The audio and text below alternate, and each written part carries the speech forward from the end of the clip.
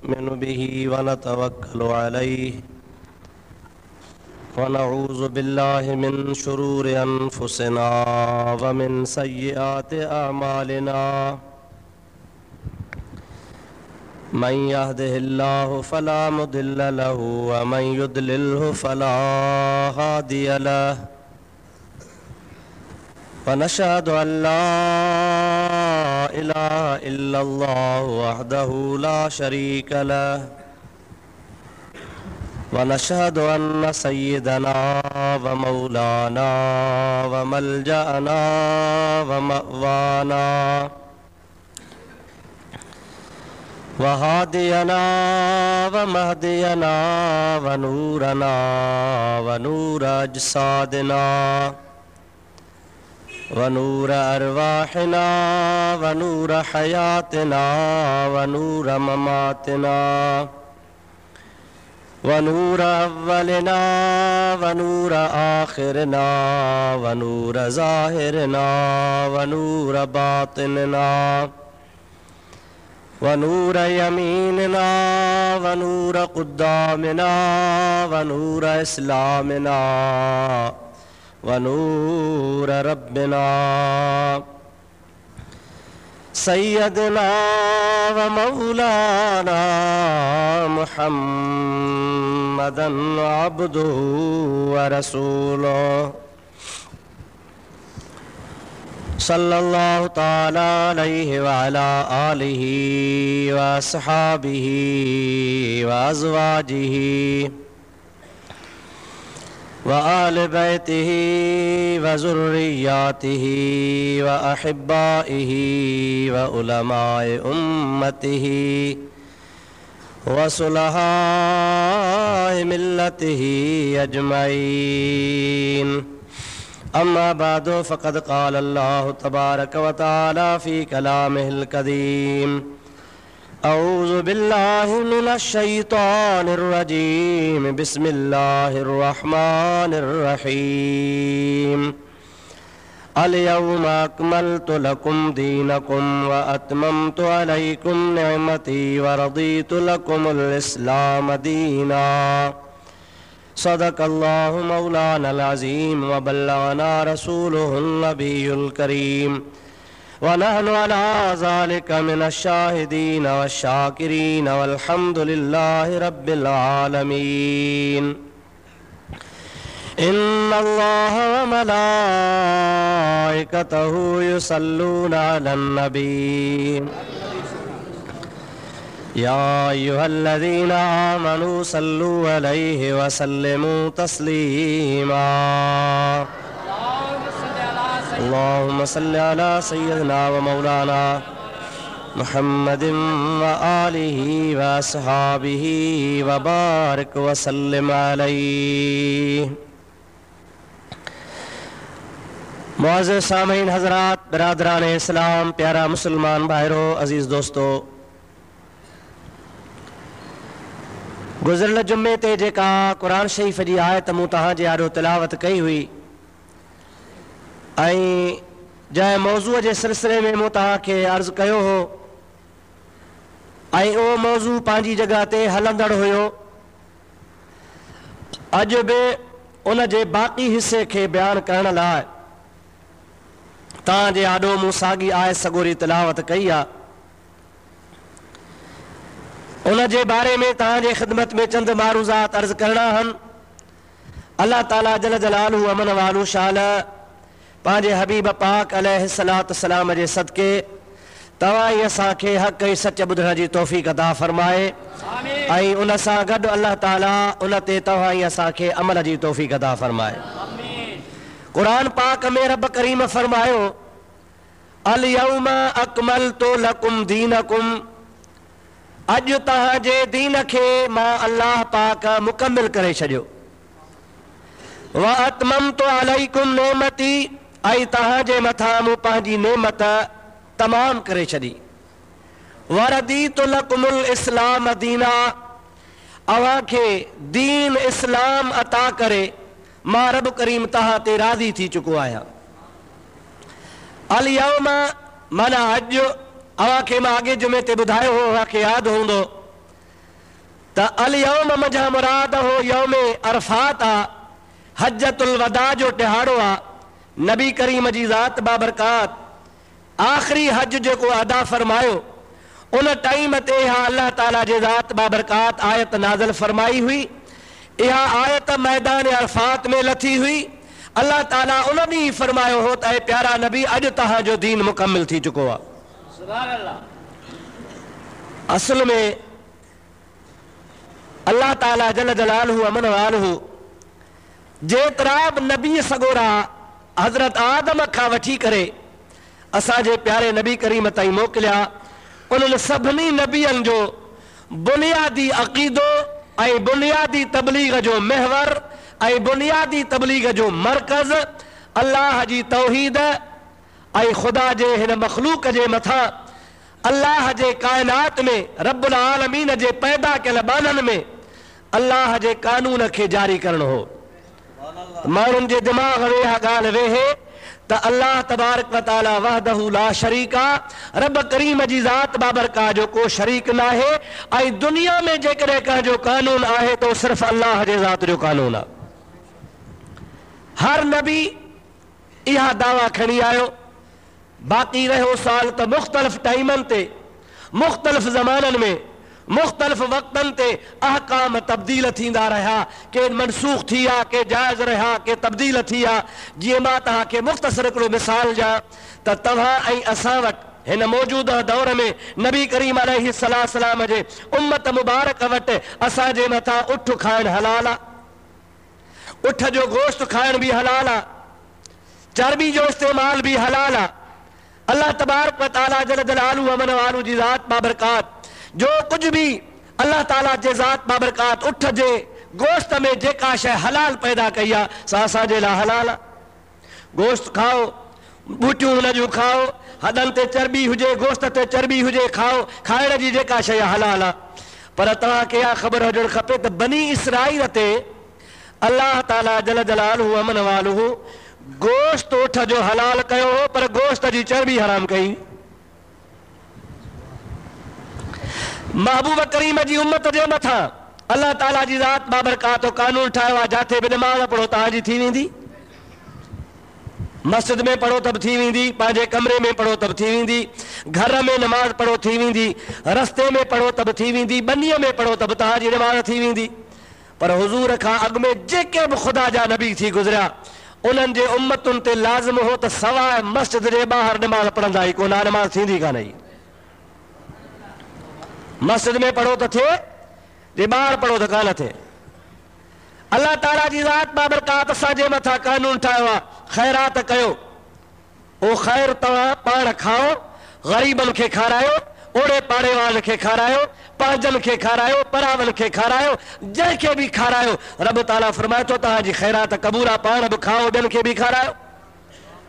लेकिन अॻियनि उम्मतुनि ते ईअं न हो। अल्लाह ताला जी ज़ात बाबरकात अॻियनि उम्मतुनि जे मथां हिकिड़ो कानून ठाहियो त ख़ैरात कयो, ढगो कुहो, बकरी कुहो, अल्लाह जे राह में जेका शइ तव्हां ॾियो उहा तव्हांखे खाइण हराम आहे, उहा जबल जे मथां रखो, इंतज़ार कयो जेकॾहिं आसमान तां बाहि लहे ऐं हुनखे साड़े हली वञे त सम्झो तव्हांजी क़बूल आहे। पर जे बाहि न लहे, न साड़े, हुन में कीड़ा पइजी वञनि, बदबू थी वञे, सड़ी वञे, ख़राब थी वञे, सम्झो तव्हांजी अल्लाह ताला ख़ैरात क़बूल कान फरमाई। असांजो कपिड़ो नापाक थी पवे, शरीयत पाक जो हुकुम आहे तव्हां साबुण सां पाणीअ सां धोओ, कपिड़ो पाक आहे। लेकिन अॻियां जेके बि नबी थी गुज़रिया अल्लाह ताला जी ज़ात बाबरकात जो हुकुम हूंदो, कपिड़ो नापाक थी पवे कैंचीअ सां कटे वढे उछले छॾियो, पाक थींदो ई कोन को। इहे मुख़्तलिफ़ अहकाम हा। अहिड़े तरीक़े सां मां तव्हांखे रुगो ॿ टे मिसाल पेश कया आहिनि। मुख़्तलिफ़ अहकाम हा जे कंहिं वक़्त में बदिलबा हा, मनसूख थी वेंदा हा, वरी बहाल थींदा हा, वरी मनसूख थींदा हा। हर हिक जे मथां अहिड़ा अहकाम ईंदा, तब्दील थींदा रहिया। लेकिन अल्लाह जे वहदानियत जो पैगाम, अल्लाह जे हुकूमत जो पैगाम, रसूलनि जो सच हुजणु, अल्लाह जे नबियनि जे अहकामनि ते अमल करणु शुरू खां वठी करे जीअं हलंदो आयो त तव्हां त मुंहिंजे प्यारे महबूब मुस्तफ़ा ते हलंदो रहियो। हर नबी जे उम्मत ते इहो पैगाम हिक जहिड़ो आयो हलंदो रहियो आयो आहे। अल्लाह ताला जी ज़ात बाबरकात नबी करीम जी ज़ात बाबरकात खे हज्जतुल वदा जे टाइम ते फरमाए थो अल यौम अकमलतु लकुम दीनकुम, अॼु तव्हांजो दीन मुकमिल थियो। यानी अॼु खां अॻु में 1.25 लख नबी जेके बि गुज़री आया, दीन मुकमिल कोन हो, वक्ती तौर आरज़ी तौर टेम्परेरी तौर कम हलंदो रहियो। अल्लाह जी ज़ात बाबरकात अहकाम नाज़िल कंदो रहियो, तब्दील कंदो रहियो। पर ख़ुदा ताला फरमाए थो मां पंहिंजे महबूब खे तव्हां ॾे मोकिले अहिड़ो दीन ॾिनो आहे जेको क़यामत ताईं तव्हांजे लाइ क़ाबिल अमल आहे। इन में तब्दीली कान ईंदी, इन में नासिख मनसूख जो हुकुम कोन थींदो। नबी जे ज़िंदगी ताईं जो कुझु तव्हांखे मिली चुको आहे, हाणे इहो आख़िरी दीन आहे, मुकमिल दीन आहे ऐं हर मोड़ ते हर मसइले जो हल मुस्तफ़ा जे दीन में मौजूदु आहे। असांखे नबी पाक अलैहिस्सलाम तिजारत सेखारी, हुजूर करीम जी ज़ात बाबरकात असांखे सफ़र सेखारियो, नबी पाक जी ज़ात असांखे घरेलू ज़िंदगी सेखारी, नबी पाक जी ज़ात दोस्त दुश्मन सां मुआशरत करण जो तरीक़ेकार ज़िंदगी गुज़ारण जो सबक़ सेखारियो। हर लिहाज़ सां ख़ुदा जे हबीब असांखे सबक़ ॾिनो। हताक मां तव्हांखे अॻे जुमे ते इहो पियो ॿुधायो त मरण वारो मरे थो, दुनिया छॾे थो, अल्लाह जे हबीब जी तालीम उन मरण वारे लाइ बि आहे त मरे त हुनखे कीअं तव्हां दफ़न कयो, कीअं तव्हां हुनजो जनाज़ो पढ़ो, कहिड़े नमूने सां हुनखे क़ब्र जे हवाले कयो।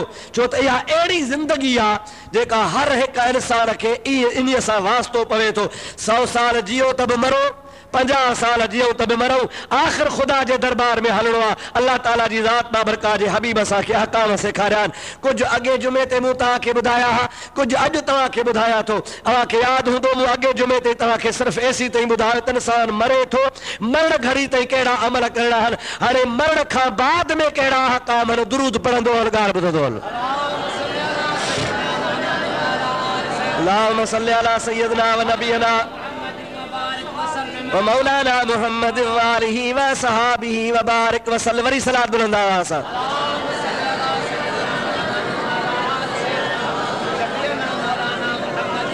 अल्लाहुम्मा सल्लि अला सय्यिदना व नबियना व मौलाना मुहम्मद व आलिहि व सहाबिहि व बारिक व सल्लम।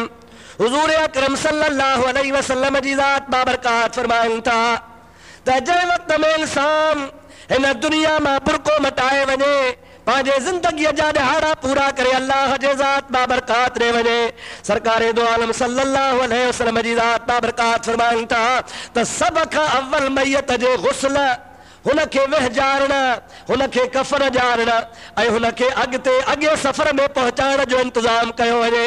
ख़ुदा जे हबीब पाक फरमायो त बिला ताख़ीर, देर बि जाइज़ न आहे। असांजे मुआशरे में कहिड़ियूं ॻाल्हियूं आहिनि, भाउ कोन्हे, फलाणो कोन आयो आहे, फलाणा दोस्त अचण वारा आहिनि, फलाणे अज़ीज़नि जो इंतज़ार आहे, फलाणे पासे हिन जो माइट वेल आहे, हिनखे 8 पहर 4 पहर बर्फ़ खाने में सर्द खाने में रखो त जीअं अचे आख़िरी मुलाक़ात आहे। रब्बुल आलमीन जे हबीब पाक जी ज़ात बाबरकात फरमाइनि था अज्जिलू मौताकुम इलल क़ुबूर।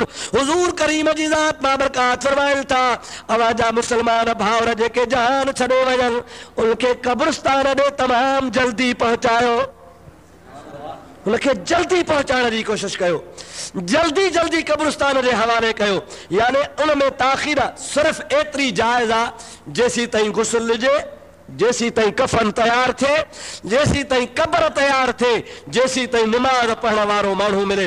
इहे 4 ॻाल्हियूं इंसान जे ताख़ीर लाइ आहिनि। 5हीं ॻाल्हि शरीयत में जाइज़ ई कान्हे का। भाउ कोन्हे, पुट कोन्हे, धीउ कान्हे, दोस्त कोन्हे, फलाणो पाड़ेसरी कोन्हे, असीं कयूं उहा असांजी मर्ज़ी आहे, लेकिन अल्लाह जे कानून असांखे जाइज़ त कान ॾिनी आहे। ख़ुदा जो हबीब करीम अलैहिस्सलाम फरमाइनि था पिया त सभ खां पहिरीं ॻाल्हि इहा आहे त मैयत खे अव्हां गुस्ल ॾियो, गुस्ल ॾियण खां बाद में कफ़न पारायो। सुभान अल्लाह, ख़ुदा जे हबीब पाक तां क़ुर्बान वञा। मुस्लमान जी इज़त ख़ातिर मुस्तफ़ा फरमाइनि था हसनू अफ़क़ा अक़फ़ान मौताकुम। अवां पंहिंजे मैयतनि गुज़ारे वञनि जहान छॾे वींदड़ भाइरनि मुस्लमाननि जा सुहिणा कफ़न कयो, कफ़न सुठो कयो। या रसूल अल्लाह कीअं सुठो कयो? पाण फरमाइनि था ज़िंदगीअ में जेको लिबास हू पाण पाईंदो हो ओहिड़ो हुनखे लिबास ॾियो। सम्झो था? मिसाल हिकिड़ो माण्हू आहे ज़िंदगी में ख़ुशि लिबास आहे, सुठो लिबास पाईंदो आहे, मुआशरे में अच्छा कपिड़ा पाए हलंदो आहे, सुठा पंहिंजे ताक़त वसात आहर। नबी पाक जी ज़ात बाबरकात फरमाइनि था त अहिड़े शख़्स खे जेको ज़िंदगीअ में पंहिंजो सुठो लिबास पाए हले उनखे बि तव्हां सुठो लिबास ॾियो। छाजे करे त उन में हिकिड़ी हिकमत आहे। मां तोखे ख़ुदा जे महबूब जे ज़माने जी हिकिड़ी हदीस पाक ॿुधायां। मौलाना जलालुद्दीन सुयूती रहमतुल्लाह अलैह 7वीं सदी जो बुज़ुर्ग आहे। अॼुकल्ह हीअ 15वीं सदी हले पई।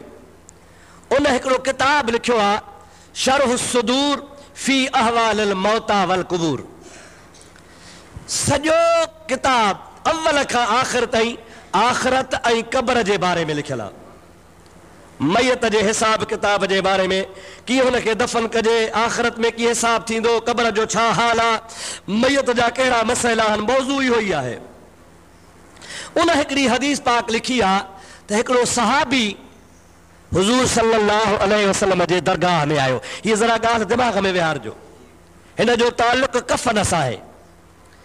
सहाबी अर्ज़ु कयो या रसूल अल्लाह, मां राति हिकिड़ो ख़्वाब ॾिठो आहे ऐं उन ख़्वाब जे ॾिसण खां पोइ मुंहिंजो अॼु सॼो ॾींहुं आराम फिटी वियो आहे। हाणे ताबीर ॿुधायो, ख़्वाब सचो आहे या कूड़ो आहे, ॻाल्हि सही आहे या ग़लति आहे? अवां महिरबानी करे मूंखे हिन बारे में रहबरी कयो। हुज़ूर सल्लल्लाहु अलैहि वसल्लम फरमाया छा ॾिठो थी? या रसूल अल्लाह, राति मां ख़्वाब लथो, जेके बि असांजा अज़ीज़ भाउर चाचा मामा ॾाॾा अज़ीज़ क़रीब हिन जहान मां हलिया विया आहिनि, उहे सभु मरी वियल मूं राति ख़्वाब में ॾिठा आहिनि। पर ओड़े पाड़े वारा दोस्त सुञाणंदोसि फलानो फलानो, उहे बि, पर उहे माण्हू जेके जान छॾे हिन दुनिया मां हलिया विया आहिनि, यानी मैयत मूं ॾिठा आहिनि राति ख़्वाब में। ऐं हिकिड़ी जॻह ते गॾु हुया ऐं सभु जहिड़े नमूने सां को ईद जो ॾिहाड़ो हुजे, मेले मनाखिड़े जो ॾिहाड़ो हुजे, ख़ुशीअ जो ॾिहाड़ो हुजे या का गॾिजाणी हुजे, आम तौर सां जीअं दुनिया में गॾिजाणी थींदी आहे, ईअं गॾिजाणी तौरु सभु मौजूदु हुआ।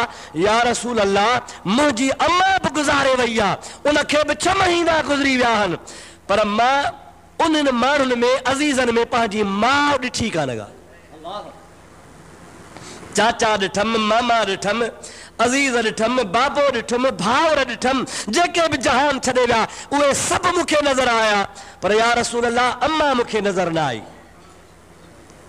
हिकिड़े माण्हूअ खां मां पुछो ख़्वाब में, मसाल को चाचो या को मामो, चाचा तव्हां त मरी विया हो? चए हा बाबा।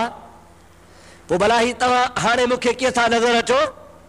चए बसि अल्लाह ताला जी ज़ात बाबरकात हफ़्ते में हिकिड़ो ॾींहुं मुक़ररु कयो आहे, उन में अल्लाह जी ज़ात रूहनि खे इजाज़त ॾींदो आहे, उहे रूह आलम अरवाह खां लही ईंदा आहिनि, दुनिया जे तख़्ते ते ईंदा आहिनि, जीअं असीं गॾु था ॾिसूं ऐं असांखे तूं गॾु ॾिसी रहियो आहीं, ईअं पाण में कॾहिं कॾहिं मुलाक़ात कंदा आहियूं। बाबा चाचा मामा, भला मूं वारी अम्मा केॾांहुं वई? उहा बि त जहान छॾे वई आहे, मूं वारी अम्मा जो रूह केॾांहुं वियो? चाचो नज़र अचे थो, मामो नज़र अचे थो, भाउ नज़र अचे थो, पीउ नज़र अचे थो, अम्मा नज़र कान थी अचे, मुंहिंजी माउ काॾे वई? ओ सहाबी थो चवे या रसूल अल्लाह, मूंखे उन जवाबु ॾिनो। कहिड़ो जवाबु ॾिनई? त तो पंहिंजी माउ खे कफ़न सही कोन ॾिनो हो, हुनजो सादो लिबास आहे, हाणे उहा हिन महफ़िल में उन लिबास में ईंदे शर्मंदी थी थिए। अव्हां जी का मीटिंग हुजे, अव्हां जी कोई ईद जो ॾिहाड़ो हुजे, जुमे जो ॾिहाड़ो हुजे, सुठा कपिड़ा पाए धोई अव्हां अचो था, हिकिड़े या फाटल कपिड़ा ग़रीबाणा कपिड़ा हुजनि त हिकिड़ी इज़त नफ़्स हर हिक सां गॾु आहे, शर्मिंदो थींदो यार अहिड़ा कपिड़ा कीअं पाए वञा। उहो चाचो या मामो हुनखे थो चवे ख़्वाब में त तुंहिंजी माउ खे तो जेको कफ़न ॾिनो हो, कफ़न उहो तो ॾिनो हो सादो। हाणे मैयत जॾहिं बि रूह जी सूरत में किथे ईंदो आहे त उन कफ़न में उन लिबास में ईंदो आहे। हाणे उहो हिन मुआशरे में असांजे कचहरीअ में कफ़न जे सादगीअ जे करे लॼी थो थिए, नथो अचे। तुंहिंजी माउ शर्मिंदगी थी थिए, उन शर्मिंदगी जे करे तुंहिंजी माउ हिते मौजूदु कान्हे का। साहबी थो चए या रसूल अल्लाह, मूंखे ॾाढो फ़िक्र थी पियो आहे, मुंहिंजी अम्मा मरी वई हाणे मां ख्वाब ॾिठो आहे वरी ख्वाब में मूंखे ॿुधायो थो वञे त लॻी थी थिए उनखे कफन कोन्हे इहा ॻाल्हि की आहे पाण फरमाइनि था मूं तव्हांखे कोन चयो आहे हसिनु अकफान मौताकुम हुज़ूर सल्लल्लाहु अलैहि वसल्लम जी ज़ात बाबरकात फरमायो इन्हीअ जे करे तमामु मोहम्मद करीम तव्हांखे चयो आहे त पंहिंजे मरी वियल मुस्लमाननि जा कफन तमामु सुहिणा कंदा कयो सुभान अल्लाह सलाह शरीफ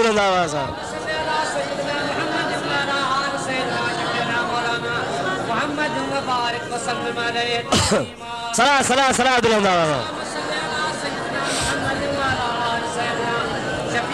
اللهم صل على سيدنا ونبينا ومولانا محمد وآله وصحابه وبارك وسلم हुज़ूर सल्लल्लाहु अलैहि वसल्लम फरमायो त ए सहाबी मां तव्हांखे अॻे ई चयो आहे त कफन सुठा ॾियो हाणे तो वाकई पंहिंजी माउ खे कफन सुठो ॾिनो हो या न तूं पाण ॿुधाए उन चयो हाओ या रसूल अल्लाह मूंखे दिलि में ख़्याल पैदा थियो त माण्हू क़बर में वञे थो मरी वेंदो ॻरी वेंदो कफन टुकड़ा टुकड़ा थी वेंदो कहिड़े कम जो भलो कफन हुजां वाकई मूं सादो कफन ॾिनो हो इहा क़िबला ॻाल्हि हक़ीक़त आहे त मूं सुठो कफन वाकई अम्मा खे कोन ॾिनो पाण फरमाइनि था पोइ ख्वाब सचो आहे ॻाल्हि बि सची आहे तुंहिंजी माउ वाकई शर्मिंदगी थी थिए उन शर्मिंदगी जे करे शर्म जे करे ज़ाहिरी ॿियनि रूहनि सां गॾिजी कान आई आहे हाणे मां तोखे मशवरो ॾियां चई क़िबला ॾियो मशवरो पाण फरमाइनि था पंहिंजी माउ ॾे कफन मोकिल छा फरमायो पंहिंजी माउ ॾे कफन कीअं मोकिलिया या रसूल अल्लाह सल्लल्लाहु अलैहि वसल्लम सरकार फरमाइनि था मां तोखे ॾस थो ॾियां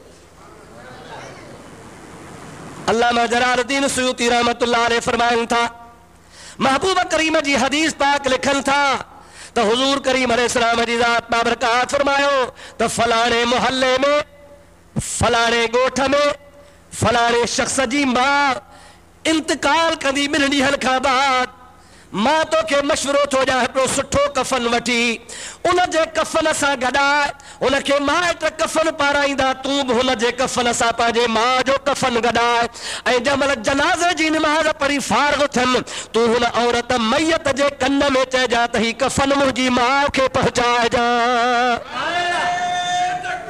अल्लाह या रसूल अल्लाह सोच जो जरा थोरो मसइले ते गौर कजो मां शाहपुर चाकर मां कराची वञा अवा मूंखे चयो ही असांजो भाउ रहंदो आहे कराची में हुनखे शइ पहुचाइजां मां त पहुचाए सघां थो अवा एड्रेस ॾींदो मां हुनखे पुॼाईंदुसि पर मैयत कीअं थो पहुचाए कब्रिस्तान में हिन जहान वारो हिन जहान वारे खे पहुचाए सघे थो जेको मरी वियो साह कोन्हे रूह कोन्हे वजूद कोन्हे बेकार थी वियो हाणे ज़ाहिरी तरह ॾिठो वञे त बसि बेजान आहे हाणे इनखे मां कन में चवां त हीअ फलाणी शइ फलाणे खे पहुचाइजां त तव्हांजो असांजो सभिनि जो अकुलु कमु नथो करे अल्लाह ताला जी ज़ात बाबरकात फरमाईंदो आहे त हिन जहान जा अहकाम हुन जहान सां लागू न आहिनि हुन जहान जा अहकाम हिन जहान सां लागू न आहिनि हिन दुनिया जो ताल्लुक़ तव्हांजे अकुल सां आहे ऐं हुन जहान जो ताल्लुक़ अल्लाह जे कुदरत सां आहे हिते तव्हां असांजो अकुलु कमु कंदो आहे पर हुन अॻे जहान में अकुलु कमु न कंदो आहे अवा इहो त ॿुधो आहे न हर मुस्लमान चवंदो आहे या अल्लाह क़ब्र जे अज़ाब खां बचाए चवंदा हो न था छा चवंदो या अल्लाह जेको मरी वियो रूह निकिरी वियो हाणे हुनखे अज़ाब छा कंदो तंहिंजी माना असीं जो चऊं था मुस्लमाननि जो अक़ीदो आहे त क़ब्र जे अज़ाब खां बचा तंहिंजी माना क़ब्र में अज़ाब आहे महबूब जी हदीस आहे क़ब्रुल मोमिन रौदतुम मिन रियादिल जन्नह व क़ब्रुल मुनाफ़िक़ हुफ़रतुम मिनन नीरान साईं फरमाइनि था त मोमिन जी क़ब्र क़ब्र न हूंदी आहे बल्कि मोमिन जी क़ब्र जन्नत जो बाग़ हूंदो आहे सुभान अल्लाह ऐं मुनाफ़िक़ जी क़ब्र काफ़िर जी क़ब्र क़ब्र न हूंदी आहे बल्कि हुफ़रतुम मिनन नीरान साईं फरमाइनि था हिकिड़ी दोज़ख जे खॾ मां हिकिड़ी खॾ हूंदी आहे उनमें नाग विछूं बलाऊं अज़ाब अल्लाह ही हूंदो आहे अल्लाह ताला शल हर मुस्लमान खे अज़ाब खां बचाए क़ब्र जो अज़ाब सख़्त आहे त बहरहाल उते अहिड़ी शइ आहे जेका हिन असांजे ज़ाहिरी ज़िंदगीअ में सम्झ में नथी अचे लेकिन बहैसियत मुस्लमान जे क़ुर पाक हदीस पाक जे रोशनी में उहो बि हिकिड़ो जहान आहे हुज़ूर सल्लल्लाहु अलैहि वसल्लम फरमायो त मां तोखे चवां थो इहो कफ़न पंहिंजी माउ ॾे मोकिल अहिड़े तरीक़े सां मोकिल फलाणे मोहल्ले में फलाणे ॾिहाड़े फलाणी माई गुज़ारे वेंदी उन जे कफन में पंहिंजो कफन सुठो वठी तूं गंढाए गॾाए ऐं ईअं हुनखे जनाज़े जे निमाज़ खां पोइ चइजां त हीअ मुंहिंजी माउ खे पुॼाइजां। हुज़ूर करीम अलैहिस्सलाम जी विच ते हिकिड़ी हदीस तोखे ॿुधायां त इहो मसइलो अञा अॻिते हले थो। हुज़ूर से फरमायो आहे त जीअं हिकिड़ो माण्हू कराची खां शाहपुर चा करायो त शाहपुर जा अज़ीज़ क़रीब हुन सां मिलंदा आहिनि। अदा ख़ुशि आहियो? चङो भला। ॾे ख़बर फलाणो चाक हो, कहिड़ो कारोबार थो करे? ख़ुशि चङो भलो आहे। शादी कई अथई या न? हवाल वठंदा आहिनि। शाहपुर जो माण्हू कराची वेंदो त वरी कराची वारा अज़ीज़ क़रीब ईंदा, अदा तूं ख़ुशि आहे? फलाणो ख़ुशि हो? फलाणे शादी कई आहे? फलाणे जो कारोबार कीअं थो हले? इहो सभु को पुछा कयो वेंदो आहे।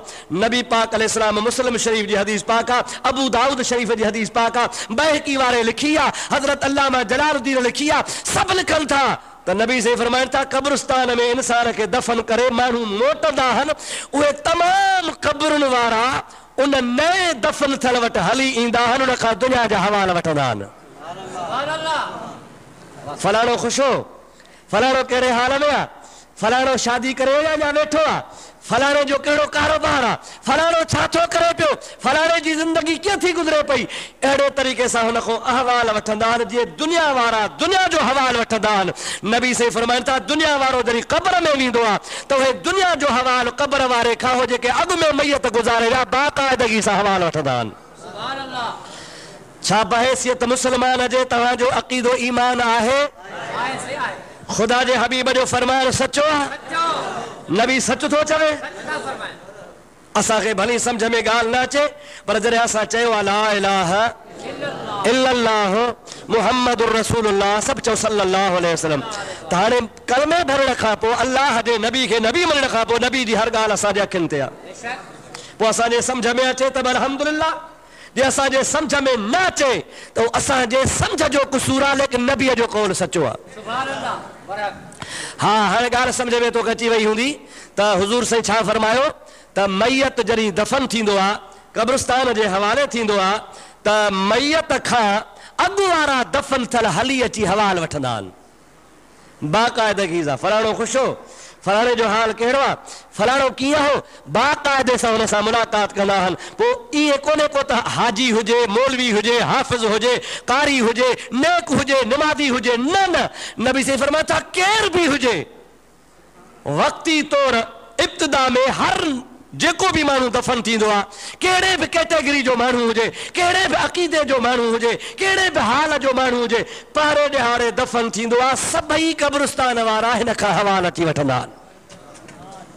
इहा हुज़ूर सल्लल्लाहु अलैहि वसल्लम जी मशहूर हदीस पाक आहे। हाणे हुन कफ़न वारी ॻाल्हि ते अचो।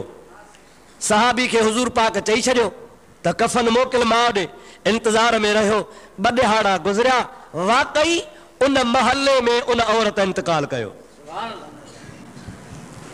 नबी से चयो न त फलाणे मोहल्ले में फलाणी माई गुज़ारे वेंदी, उन जे कफ़न सां पंहिंजो कफ़न तूं घराए मोकिलिजां। हाणे हिकिड़ो मसइलो इहो बि तव्हांखे ॿुधाए छॾियां त असांजे नबीअ खे इहा बि ख़बर आहे,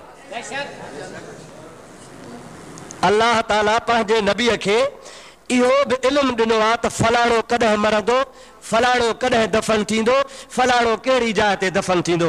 हिकिड़ी ॻाल्हि तव्हांखे ॿुधायां, अॼुकल्ह जा मुला चवंदा आहिनि त अल्लाह खां सवाइ कंहिंजे मौत जी कंहिंखे ख़बर ई कान्हे का।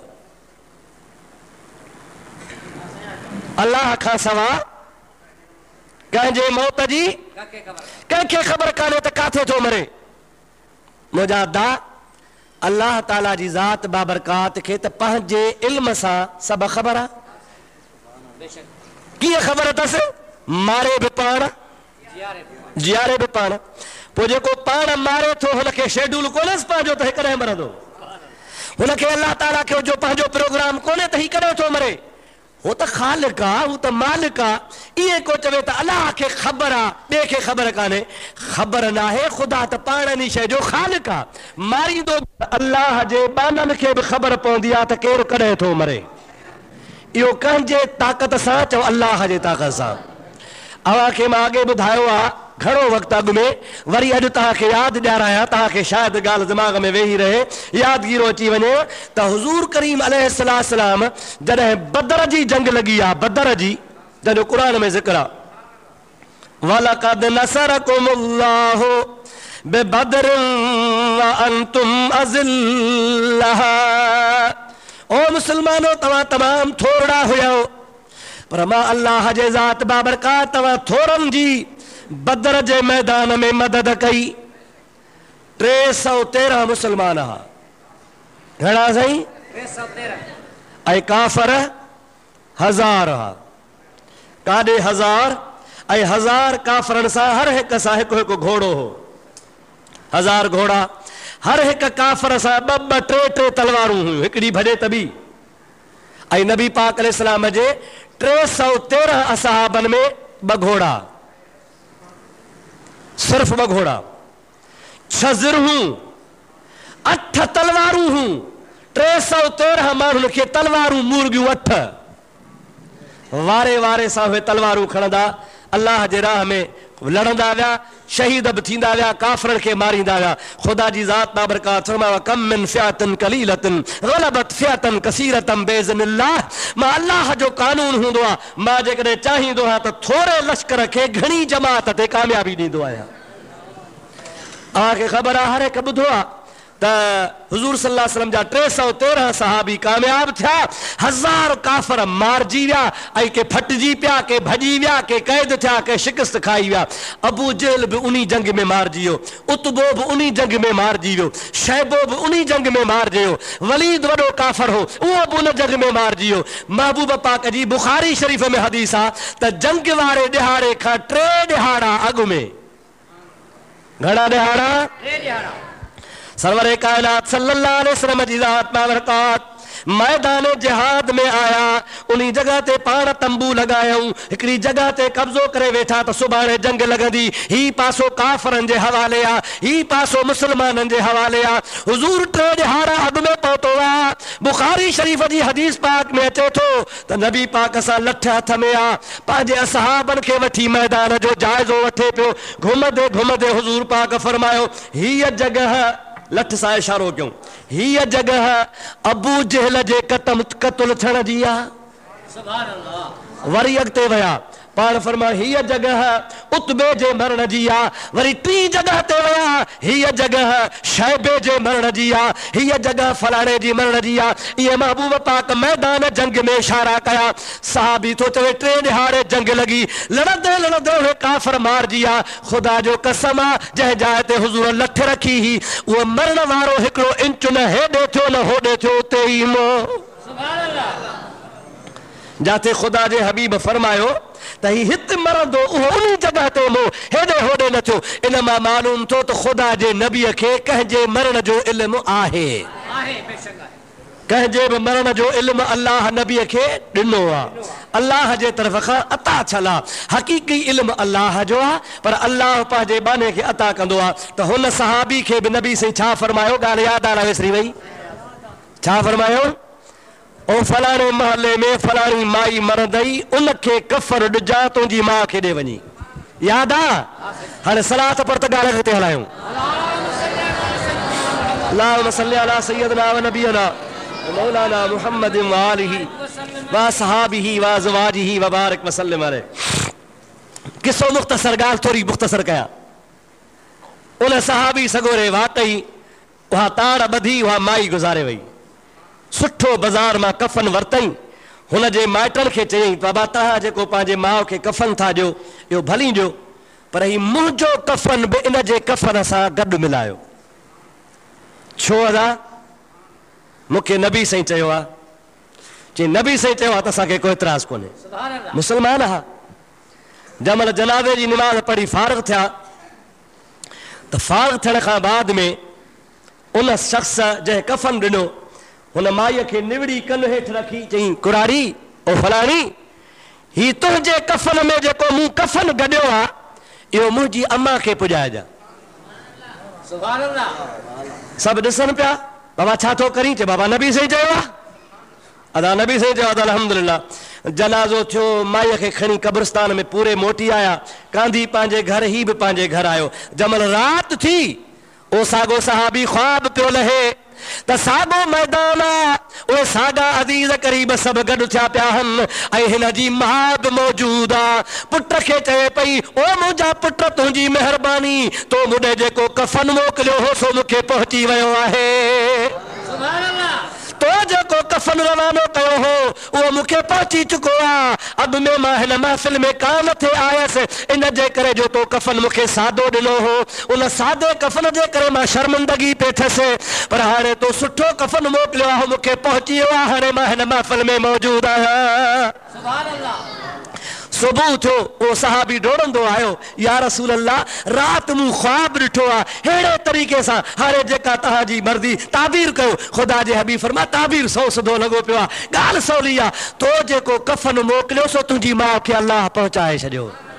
तंहिंजे करे साईं फरमाइनि था हसनू अक़फ़ान मौताकुम, अवां पंहिंजे मैयतनि जा कफ़न सुठा कंदा कयो, यानी सादो कफ़न न ॾींदा कयो। मतां इहो ख़्यालु हुजे त मरी वियो हाणे बसि सादो कफ़न ॾियोसि, न न। सरकारे दो आलम सल्लल्लाहु अलैहि वसल्लम फरमाइनि था त जहिड़ो दुनिया में हू लिबास कंदो हो ओहिड़ो कफ़न पारायोसि।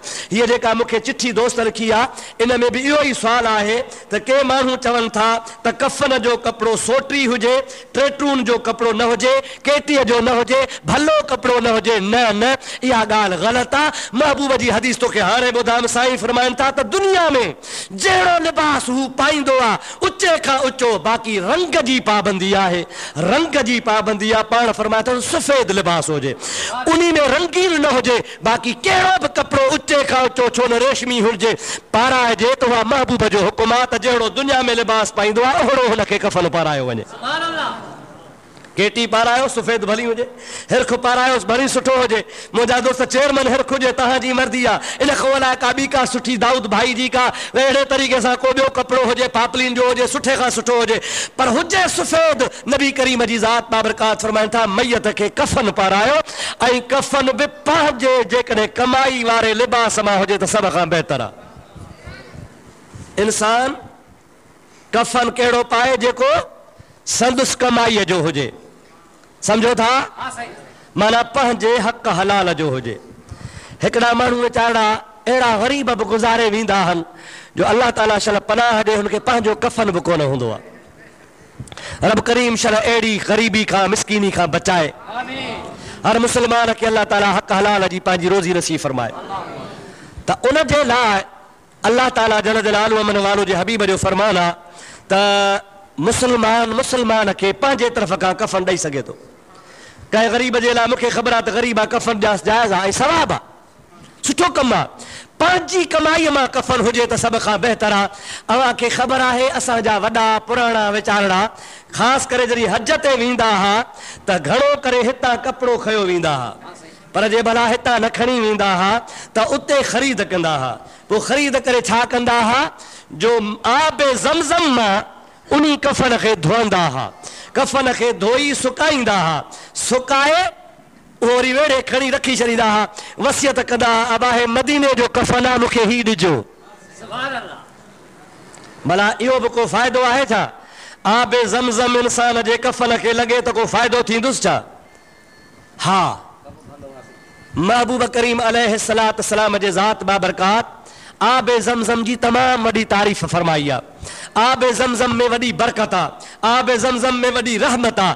उहो रहमत वारो पाणी साईं फरमाइनि था अवां पी ढाव बि कंदा कयो ऐं मुंहं खे बि हणंदा कयो, कपिड़नि खे बि हणंदा कयो, जान खे बि हणंदा कयो। छाजे करे त ईमान ऐं एतिक़ाद सां जंहिं जाइ ते ज़मज़म लॻो उते बाहि बि कान वठंदी।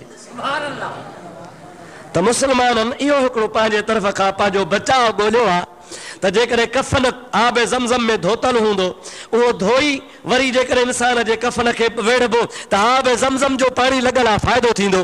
1987 में अलाह ताला मूंखे पहिरियों दफ़ो हज नसीब कयो। उते हिकिड़े दोस्त बैतुल्लाह खां ॿाहिरां ज़मज़म जी टूटी लॻल हुई, उते कफ़न पे धोतो। उतां जो हिकिड़ो सऊदी मौलवी हो कावड़जी पियो, जे तव्हां बिदअती आहियो, अव्हां बेवकूफ़ आहियो, अव्हां जाहिल आहियो, हाणे तव्हां कफ़न धोअंदव, अव्हां खे इहो बि अकुल कोन्हे, इहो त कलाक में सुकी वेंदो, ख़ुश्क थी वेंदो।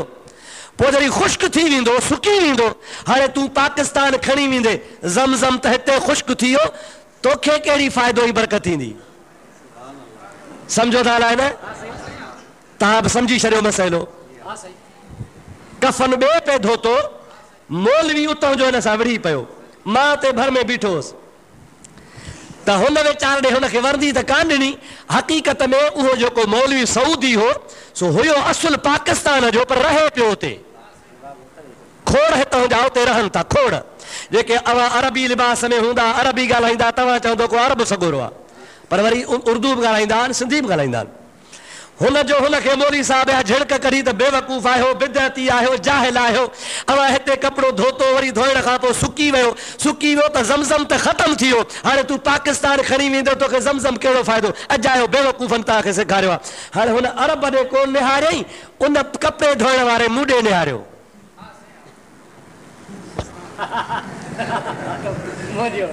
सम्झ में ॻाल्हि आई न? माना ॻाल्हि आई मुंहुं ॾींसि, मुंहिंजो हा मां ॻाल्हायांसि थो। अलाह जे घर जी ॻाल्हि आहे, मां को कूड़ कोन थो ठाहियां। मुंहिंजो साईं छा चयो मौलवी साहिब? चई कफन में तव्हां कपिड़ो पाणी था हणो, इहो सुकी थो वञे, ख़ुश्क थी थो वञे। हाणे ख़ुश्क थी वियो, अवां पाकिस्तान खणी वेंदव, इहो कपिड़ो अवां जे मैयत खे छा कंदो? मुंहिंजो कफन खे कपिड़ो पाणी लॻो ऐं ख़ुश्क थी वियो, छा बरकत बि ख़ुश्क थी वेंदी छा? चए हा, पाणी वियो त बरकत बि वई। मुंहिंजो ॻाल्हि ख़राबु आहे, पर हाणे तोखे चवां थो। चई चओ। मुंहिंजो ख़ुदा ख़ैर करे, हितो वारो रूमाल न पेशाब में ॿुॾी पवे ऐं ॿुॾण खां बाद में वरी उनखे सुकाए छॾिजे बिना धोअण जे, सुकी वियो पेशाब। हाणे इहो तो वारो रूमाल पाक या पलीत? चई त आहे त पलीत। मुंहिंजो छो? सुकी वियो, ख़तमु थी वियो, उॾामी वियो सॼो पेशाब जेको हो। चई न, उहो असर त रहंदो न। मुंहिंजो ख़ुदा तुंहिंजो अकुलु छो खसियो आहे? पेशाब पंहिंजो असर रखे थो ऐं ज़मज़म जो बरकत वारो पाणी असर रखे ई कोन पियो। जेकॾहिं पलीत शइ में असर आहे त पाक में बि असर आहे। आया न आहे? भली ख़ुश्क थी वञे, छाप थी वञे, पर जेकॾहिं मस थिए थो, लॻे थो, कपिड़े खे पहुचे थो, जेकॾहिं नापाक शइ असर कंदी आहे त पाक शइ जो त वधीक असर थींदो आहे। पलीत असर करे थी, पाक शइ असर कान कंदी। नबी पाक अलैहिस्सलाम जे ज़ात बाबरकात जे बरकत सां असांजा वॾा के चरिया कोन हा, असांजा वॾा अल्हम्दुलिल्लाह मुस्लमान हा। तव्हां असां मुस्लमाननि जी औलाद आहियूं। जेकॾहिं को मदीने शरीफ़ मां, मके पाक मां कफन पंहिंजो धोई अचे त इन जहिड़ी ॿी का बरकत आहे ई कान का। इहो मैयत खे मिली वञे त ख़ुदा ताला हुनखे बरकतूं नसीब फरमाईंदो आहे। हिकिड़े कफन जी ॻाल्हि आहे, छो त मौज़ू कफन जो आहे। दुरूद पर त मां तोखे ॻाल्हि ॿुधाए छॾियां।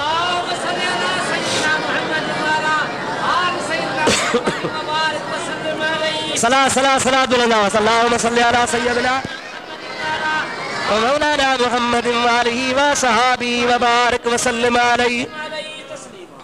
हिंदुस्तान में हिकिड़ो बुज़ुर्ग थी गुज़रियो आहे, सैयद मोहम्मद गौस, वॾो आलिम हो। शाह अब्दुल अज़ीज़ मुहद्दिस देहलवी ऐं पाण गॾु पढ़िया हुआ। शाह वलीउल्लाह जो पुटु आहे शाह अब्दुल अज़ीज़। शाह अब्दुल अज़ीज़ ऐं सैयद मोहम्मद गौस गवालियार जे इलाइक़े जो हो, उहे गॾु पढ़िया हुआ पाण में हिकिड़े मदरसे में। ऐं सैयद मोहम्मद गौस वॾो आलिम आहे। उन पंहिंजे किताब में हिकिड़ो वाक़ियो लिखियो आहे, उहो किताब मूं वटि मौजूदु आहे। फरमाए थो त हिंदुस्तान में हिकिड़ो ॻोठ आहे जंहिंजो नालो आहे विहाड़ी।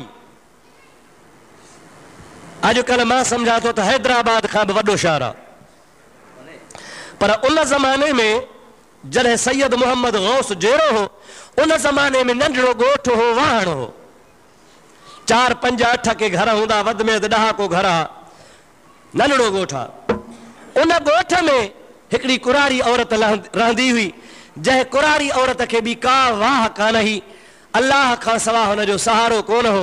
हुन माईअ छा कयो जो सुट कती, उन सुट खे हथ सां वटे उहो बाज़ार में विकियईं ऐं बाज़ार में विकण खां बाद में हुनखे 70 रुपया मिलिया। 70 रुपया उन ज़माने में वॾा हुआ। उहे 70 रुपया हिन पंहिंजे गंढ में ॿधी रखी छॾिया, इन नियत सां त मां मरां वसियत कंदसि त मुंहिंजो कफन हिननि 70 रुपयनि मां वरितो वञे। पंहिंजे हथ जी कमाई आहे, हलाल जी कमाई आहे, पोरियो कयो अथमि, हथ सां सुट वटियो अथमि, उहो विकिणी पैसा कमाया अथमि, इन मज़ा मूंखे पैसा जेके मिलिया कफन ते मां इहे इस्तेमालु कंदसि।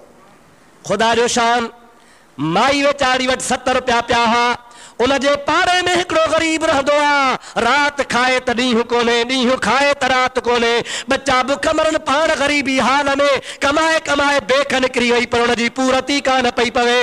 उन कुरारीअ खे ख़्यालु थियो त हे मिस्कीन बुख थो मरे, मां वरी 70 रुपया पंहिंजे कफ़न लाइ रखी छॾिया, छो न इनखे 70 रुपया वाट अल्लाह जे उधारा ॾियां, कर्ज़ तोड़ ॾियां ऐं वसियत कयां त तोखे ख़ुदा तौफ़ीक़ ॾे त पैसा मोटाए ॾिजांइ, इहे मुंहिंजे कफ़न जा आहिनि, इहे 70 रुपया तोखे ॾियां थी वञी कारोबार कर, अल्लाह तोखे बरकत ॾींदो।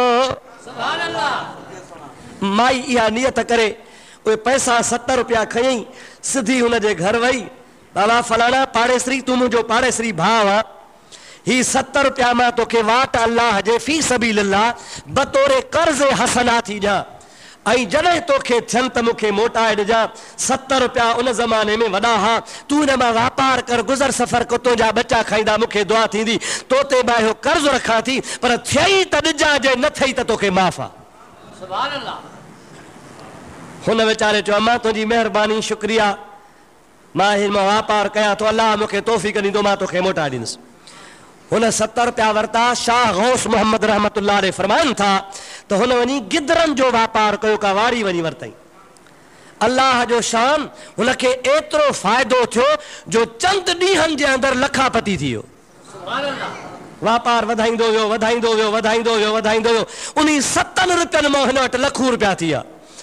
लख रुपया जो थिया त उहो ॻोठु छॾियईं। हाणे लख रुपया ॿाहिराड़ी में किथे इस्तेमालु करे, कंहिं वॾे शहर में हलियो हुयो, उते कोठियूं, वापार, धंधा, हिन खां कुरारी विसरी वई त जंहिं मूंखे 70 रुपया ॾिना हुआ हुनखे वापसि बि करणा आहिनि। हज़रत सैयद मोहम्मद गौस रहमतुल्लाह अलैह फरमाइनि था त काफ़ी अरसे ताईं हुनखे कुरारी यादि कान रही आहे, के 10-15 साल गुज़री विया, वापार वधाईंदो वियो, वधाईंदो वियो, लखा रुपया हिन वटि जमा थी विया। 10-15 साल खां हिनखे ओचितो ख़्यालु आयो, हेतिरी मंज़िल ते अल्लाह पहुचायो आहे, पर माईअ जे हथां इन 70 रुपयनि जे एवज़ में मां लखापति थियो आहियां। कुरारीअ जी त जाचल हा, अलाए मुई अलाए बची। यकदम रवानो थियो, उन वॾे ॻोठ मां विहारी आयो, पाण सां चेक खयो आयो। अॼुकल्ह पाण चवंदा हूं चेक, उन ज़माने में हुनखे चवंदा हा हुंडी। उहा हुंडी हिन सां का 2-3 हज़ारनि जी खीसे में आहे, नक़द पैसा साण आहिनि। उन ॻोठ में घोड़े ते चढ़ी आयो, अचण सां पुछा कि बाबा फलाणी कुरारी, चई बाबा हाणे हाणे अधु कलाक थियो आहे, वीचारी गुज़ारे वई आहे। चई अल्हम्दुलिल्लाह, हुनजो मुॾे कर्ज़ हो, 70 रुपया कफ़न जा हा, हाणे मरी विया, अञा दफ़न बि कान थी आहे, मां शरीक थियो आहियां, हाणे जेको बि दफ़न जो, कफ़न जो, क़ब्र जो, कांधते जो ख़र्च आहे सभु मुंहिंजे मथां आहे। माई बेवाह हुई, हुनजो ओही न को वाही, लाश पियो आहे, वेझो अचे ई कोन पियो। ही सेठ माण्हू जो पहुतो, मज़दूरनि खे पैसा ॾे, बाबा क़ब्र खणो, पैसा ॾिनई, कफ़न वठी अचो, कफ़न वठी आया, माण्हू तयारु थी विया, ख़ल्क़ गॾु थी वई। माईअ खे जॾहिं क़ब्रिस्तान में लाहिण जो टाइम आयो, सभु कंहिं चयो बाबा हिन जो वारस केरु आहे, क़ब्र में केरु आहे, धारी औरत खे हथु केरु विझे, को हुनजो माइटी कोन हुजे। सैयद मोहम्मद गौस लिखे थो, उन सेठ चयो त मां हिन जो हा कर्ज़ी, 70 रुपया मूंखे ॾिना हई, मां करोड़पति थी वियो आहियां, हाणे हिन जो पुटु बि मां आहियां, वारस बि मां आहियां, क़ब्र में मां थो लाहियांसि, मूंखे जो तलाश के अंदरि सुम्हारिया। पाण क़ब्र में लथो, जनाज़ो हिन जे हवाले कयूं, सामीअ में सुम्हारियऊं, माईअ जे मथां सिरूं बिरूं वराए, हेठि जो निवड़ियो पियो हो, उहो जेका चेक हो हिन जे खीसे में सो किरी पियो। सम्झो था, हुंडी जेका हुई हुंडी, उहा हेठि क़ब्र में किरी पई, हिनखे ख़बर ई कान पई। क़ब्र वराए ठीक ठाक करे मथां विटी भरे दुआ घुरी, जंहिंमहिल अॻिते रवाना थिया, खणी खीसो ॾियारे त खीसो ख़ाली लॻो पियो आहे। दिलि जी ॻाल्हि दिलि में, चङा 70 रुपया कुरारीअ खे में त 3000 मुआरा बि खयूं हुई करे जो। सम्झो था, हाणे फ़ैसिलो इहो कई त ॻोठ मां वञा, माई जे घर वञा, उते हथ सवा कबा 4 माण्हू ईंदा, सिज लहे, सभु को हयो मयो टरंदो, वरी क़ब्र खोटिया, पैसा त कढा पंहिंजा। हज़रत मोहम्मद गौस रहमतुल्लाह अलैह फरमाइनि था सिजलण खां बाद में माईअ जा वारिस त हुआ कोन, सभु हलिया विया। हिन पंहिंजो घोड़ो हिकिड़े वण सां ॿधो आहे, कोडर खणी अकेलो झंग मां अची करे सिधो क़ब्रिस्तान जे हवाले थियो। क़बर माई जी खोटई, क़बर खोटे खोटे जमल अंदरि सामी में पहुतो आहे त उहो चिठी पई आहे, उहो चेक पियो आहे, हुंडी पई आहे। हुंडी त खयई पर सामी ख़ाली आहे, माई आहे ई कान का। पर 2 कलाक थिया या 3 कलाक थिया, हाणे लाशो पूरे विया हो, माण्हू आहे कोन, काॾे वियो? हेठि निवड़ी, हेठि थी करे वाझई, सॼी सामी ख़ाली आहे, का शइ नज़र कान पई अचे। सामी त ख़ाली हुजे पर सामीअ जे सेरादीअ खां हिकिड़ो दरवाज़ो ठहियो पियो आहे। उन दरवाज़े खां जो अंदरि निहारे त सुभान अल्लाह, अजीब नज़ारो लॻो पियो आहे। क़बर आहे कान का, जहान ठहियो पियो आहे। बेहतरीन बागात हन, बेहतरीन हिंदोरा हन, बेहतरीन बिल्डिंगूं हन, आला दर्जे जो बल्फ बत्तियूं लॻियूं पियूं आहिनि। उन बाग जे अंदरि हिकिड़ो पार्क आहे, पार्क में पींघो आहे, उन पींघे ते उहा कुआरी नौजवान बणी वेठी आहे, उनखे हूरू लोॾे रहियूं आहिनि। हिनखे ॾिसी चई बाबा हलिया हलिया हलिया, ही अंदरि जो वञे। कुरारी खे चई मूं त तोखे क़बर में दफ़न कयो हो। चई क़बर खां पोइ अल्लाह मूंखे ही जहान ॾिनो आहे। कहिड़े अमल जे करे? चई ॿियो अमल हुयो ई कोन, तोखे कर्ज़ ॾिनो हुउमि, कर्ज़ जे करे अल्लाह मूंखे जन्नत ॾिनी आहे। अल्लाहु अकबर, या रसूल अल्लाह, हक़ चारिया। तोखे मूं वाट अल्लाह जे ॾिनो हो कर्ज़, ग़रीब समझी, मिस्कीन समझी, पंहिंजे कफ़न वारा पैसा बि तोखे ॾेई छॾियां। पोइ अल्लाह मूं ते राज़ी थियो त तो मुंहिंजे बाने ते रहम कयो आहे, मां रब तो ते रहम थो कयां। मुझो ॿियो को बि अमल कोन हो, बसि इहा तोसां जेका वाट अल्लाह जे नेकी कई हुयमि, उन जे एवज़ में अल्लाह ताला क़बर मां फेराए मुंहिंजे क़बर खे जन्नत जो बाग़ बणायो आहे। शाह साहब रहमतुल्लाह अलैह थो लिखे त 2 मिंट या 3 मिंट गुज़रिया, माईअ सां गुफ़्तगू कयईं त हिकिड़ी घंटी वॻी, टन आवाज़ थियो। हेॾे होॾे निहारी, अलाए छा जो आवाज़ थियो, चुप करे वेही रहियो। वरी 2-3 मिंट माईअ सां ॿी गुफ़्तगू कयईं, वरी ॿियो दफ़ो घंटी वॻी, टन जो आवाज़ थियो। हिन वरी सोचियो ही साॻे टाइम ते ऐं साॻियो आवाज़ पियो अचे, नज़र त का शइ कान थी अचे। वरी 3 मिंट ॿिया गुज़रिया हूंदा, वरी 3 घंटी वॻी आहे। जंहिं 3 घंटी वॻी त कुरारी खे चई ही घंटी छाजी थी वॼे?